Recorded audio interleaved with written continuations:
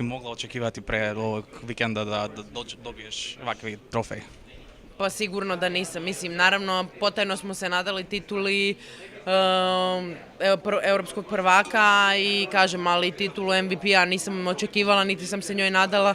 Jednostavno, htjela sam dati svoj maksimum na ovom turniru kao i svako od naših igrača i kažem, na kraju smo zasluženo pobjedili. Šta je bilo prisutno uhvatiti? Ili ima neka posebna motivacija pre ovog turnira? Jer Vardar poznaješ neke igračice, možda je to pomoglo da imaš toliko odbrane?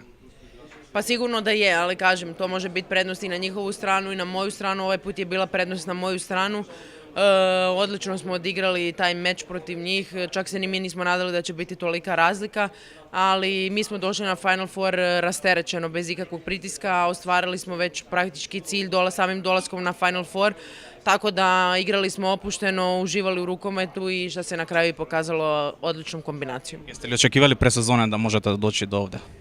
Pa nismo, stvarno imali smo jako turbulentnu sezonu i sve nekako odlasci, pa ozljede i sve to i protiv Rostova kad smo sa 4. mjesta išli na njih, niko nije se nadao da ćemo ih proći, ali tad smo napokon došli svi kompletni i pokazali smo našu snagu i odličnu atmosferu i onda smo samo išli uzlaznom putanjom. Hvala ti. Hvala.